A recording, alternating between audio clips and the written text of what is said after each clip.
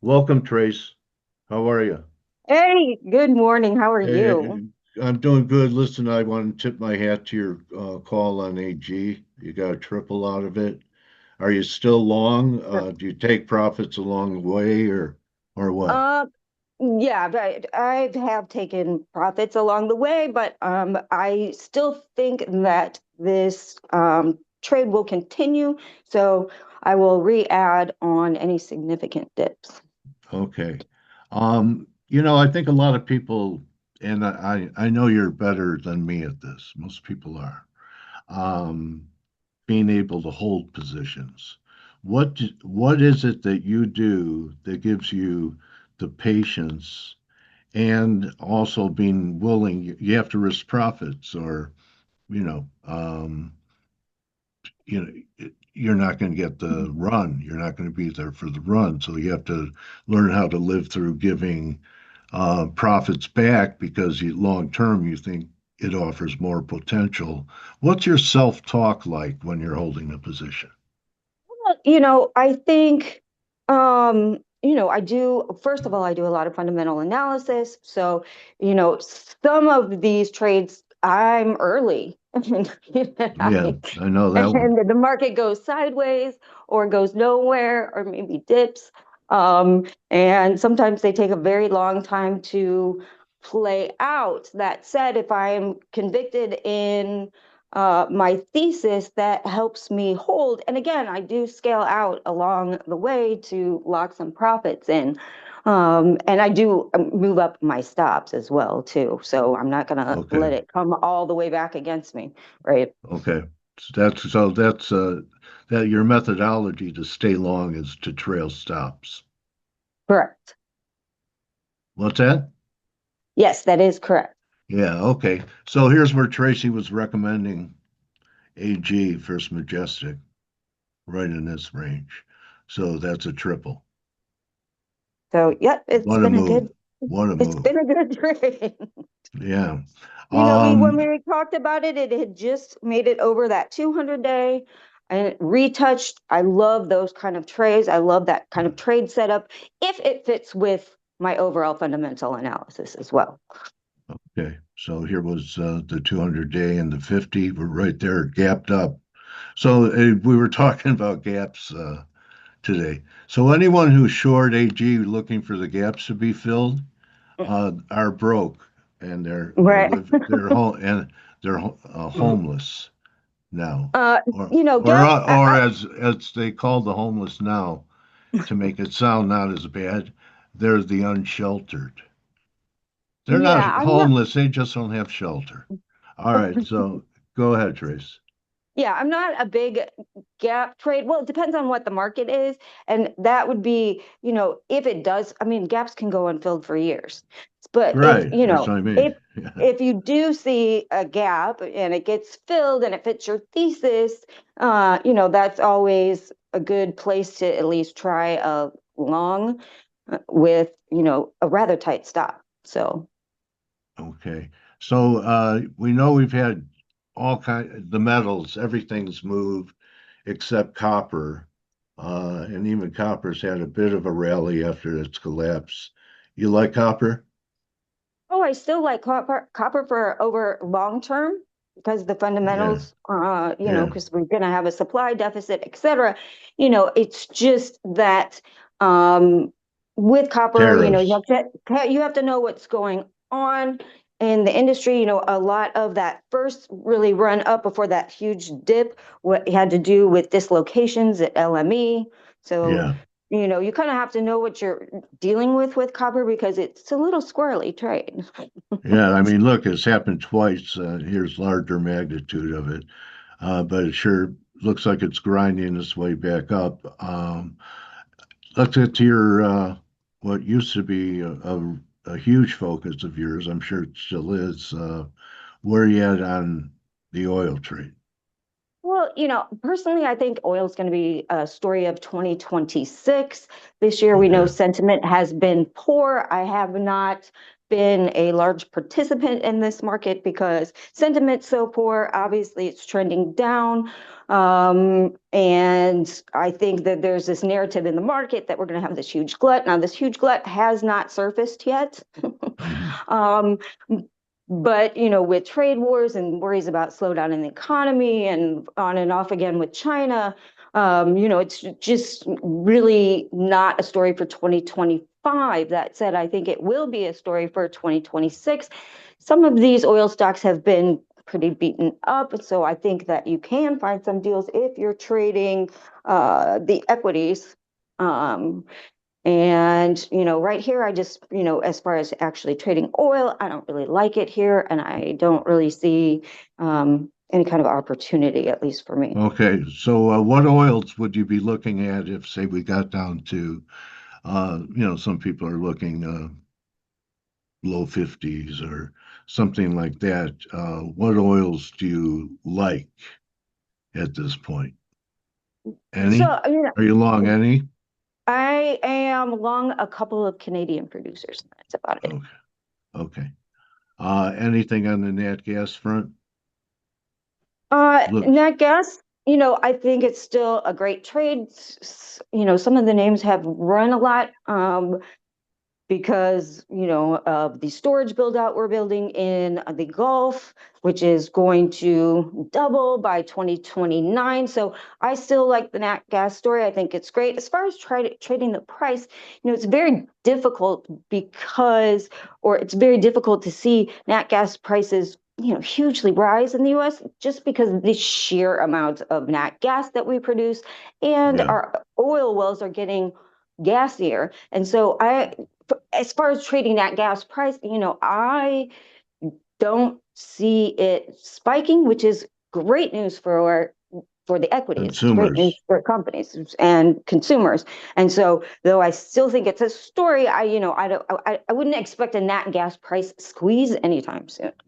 Okay. How about moving on to, are you doing anything in agricultural commodities? Because the grains all look pretty good to me. It had a pretty nice rally in corn. And, there's nothing but bearish news in the beans with the farmers. Yet, to me, it has a decent look. And even wheat is trying to turn.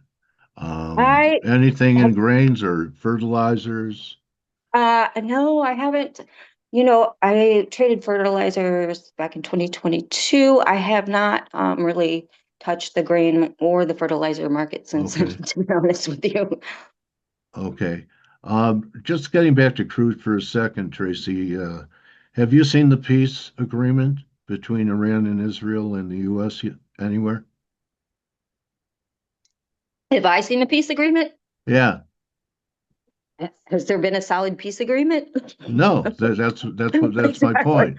All right. So I mean, there's still a state of war, right? Any geo risk? I mean, look, people have been talking about things for years that seem so far in the distance, like dollar crisis or 4,000 gold. And these were gloom and doomers. Are we in an era that if there is an Iran 2.0, that they would do something in the Straits of Hormuz? Because I hear they have military lined up there along the Oh, strait.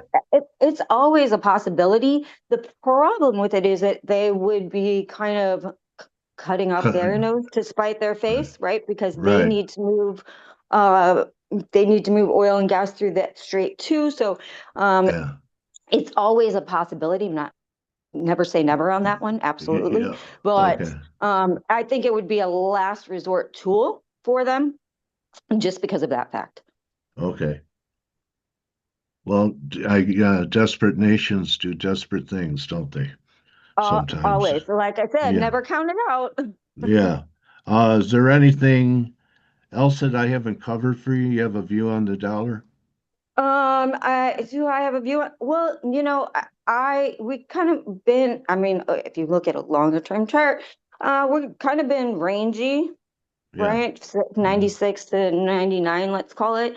And I think this administration has said over and over again, they want a softer dollar, they want a lower dollar. So I think unless something else comes into play, I don't really see this breaking out much to the upside because administration's going to do everything they can to kind of hold that dollar down. Okay. Um, Anything you want to wrap with, or you want to talk about So how it things looks are, like talk somebody about just asked Ninja? somebody just asked a question about uranium. I still like the uranium trade. I think it's very difficult to trade uranium price if you're looking at the ETF, the Sprott ETF. I think it's very difficult to trade price. That said, I think that North American producers of either technology in the nuclear space and or uranium miners Do you still look know, really great. this one, Dennison? Uh, I do not know Denison. Okay. Uh, you were a platinum bull too last time you came on. I think we're having a little bit of a pullback today. Still looking for higher platinum. So I think that it still has room to run. I personally like, it's run a lot since I've been talking about it. So I think any pause would be nice to kind of work off some of that bullishness. I would look for some sort of consolidation for a move higher. I don't like parabolic markets by any stretch of the imagination. So I Well, would like it to. we sure have a bunch of them right now. I know, right? So, Yeah. I definitely wouldn't chase the highs up here. So, I would wait for some sort of signal, some sort of pullback, some sort of consolidation in a range, and then move higher. Platinum tends to do that. Okay.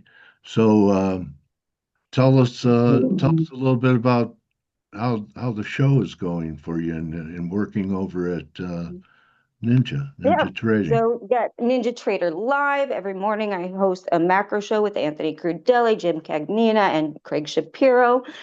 We have guests on to talk about all sorts of markets, uranium, agriculture, obviously index markets, and things of that nature. So, it's from 8 to 8:45 before the market opens. So if you want to stop by and catch a Would great that macro be it? show, Okay, do so that. all right. So and what is this? Renegade Resources? Renegade Resources is my Substack. So I have Okay. some are paid posts, some are open posts. So feel free to peruse that, where I talk about natural resources, obviously. So silver, gold, copper, Yeah. all of that stuff. Wasn't it sad to hear about Harold Malmgren? Oh, yes, that Heartbreaking. was Yeah. awful Yeah. news, awful news. Because I I know think he was a big fan of yours. I know. And he was on, I think his last podcast he did was mine, Drop Markets. oh, So yeah. if you go on Spotify or iTunes, you can catch his very last podcast. Yeah. They don't make them like that anymore, Trace. I know, absolutely. That is for sure. That was very, very sad. And they don't make many like you either.